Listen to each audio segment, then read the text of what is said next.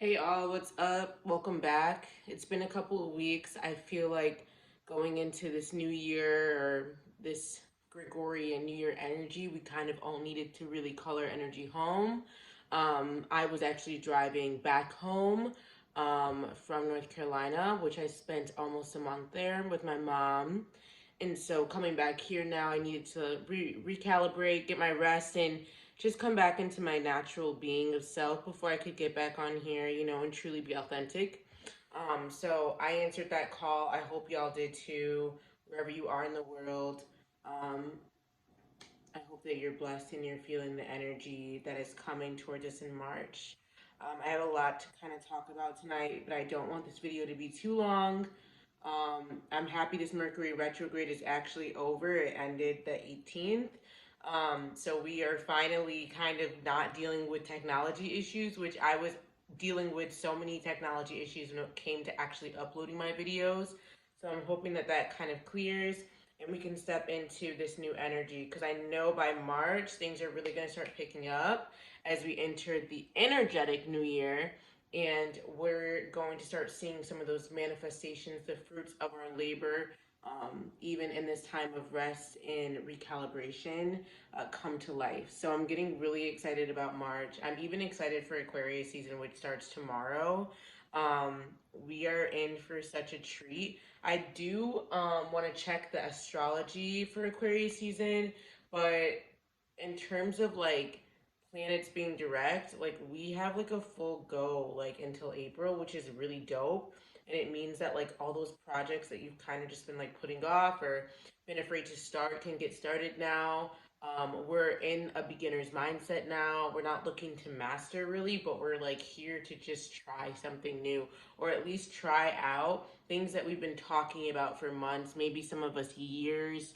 We're like, okay, I need to just do this because if I don't, it will never get done. And I'll always say, I wish I would have done that, or I'm going to do this. And then, it sits in the back of your mind and it eats at you. And then it makes you sick because it's all you're thinking about and you're not taking action because you're so fearful. And so that's one of the things Spirit really wants me to get into is fear. A lot of us are working through fear. I say we're going through the biggest purge of human mankind right now. Like there's no other time on earth like we are in right now, where so much is being revealed of us, of bloodlines, of family curses, relationships coming to an end. We're seeing ourselves truly as the individuals that we are, so we can move forward as the spirit has made us to be.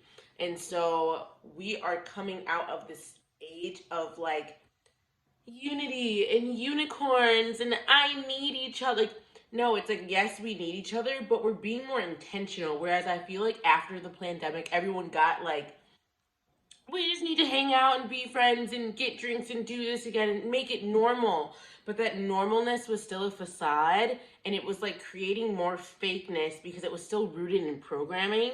And Spirit is like, no more. Like, I literally am done watching you like operate out of your program. Like, I need you to be alone. So, a lot of you got isolated. Maybe you got fired from a job, or a great friend of yours decided to walk away, or you decided to walk away, whatever it was, something separated from you so you could really like take the rose colored glasses off and see things as they are. And you are no longer seeing yourself as a program. You're seeing yourself as a spirit passing through a human vessel. And now, because you understand this and you've awakened to this energy, you're understanding that your mind no longer has like program. Like your mind no longer has like control. It's now it's like your heart is battling your mind. And so we're in this like middle ground right now, kind of battling it out because Spirit is really asking us to be authentic. And without authenticity, we can't find our true tribe. And so we've just been basically hanging around people who are just the lower versions of us and just like the versions of us that we are comfortable with because we've been too afraid. My tea is motherfucking boiling. We've been too afraid to like conquer the true, the real one. Like 444 just passed. I got distracted. But yeah, we've been too afraid to like be in this energy of change and contentment. Like we've been trying to push away the contentment, and Spirit is like, No, I'm done with that. Like, I will no longer like submit to these like childish manipulative games. You can't pull that on me. Like, you need to take action and action on the things that you say you care about, because those things are where your tribe lie. That's where your husband lies. That's where your wife lies, you know? And so yeah, there's just an energy of like courage. Like, I feel so many people stepping into courage and stepping into their true needs and wants, and it's just creating a ripple effect. I'm telling you, if you're doing this work right now, like, everyone that's doing it right next to you, like, you guys, it's creating like such a ripple effect. And you might think like nothing's happening, I'm not, in the place, I'm not where I need to be, and everything is just happening behind the scenes right now. Okay, so Spirit is like really being adamant about that. Is like, don't fear what you don't understand and what you don't know, huh? Just because you don't know doesn't mean it's not occurring at this moment, okay? Everywhere, happening all at once, whatever that movie is called. I hope that movie like made sense to you, because we're all converging timelines now. And like, another way that I can explain that is like, we see so many right now. We just had SZA come out with that new album, and um her album cover is her on that diving board. Okay, Princess Diana was on that diving board. We just hear today or yesterday or something, Ice Spice is coming out with a song about Princess Diana. We're seeing Meghan Markle and Prince Harry in the news so much right now. Why is that? Why do you think that is? Why do you think that's occurring? That's occurring because it's a synchronicity. It's a convergence of a timeline, which means that the timelines are getting to a point where it's like one is going one way and the other is going another way. And you either are meeting it in the middle, or you decided that you don't want to like ascend in this world, in this life. And that's totally okay. Some of us are making that choice. Cognitive dissonance is a motherfucker. And it's gonna take people off the off track.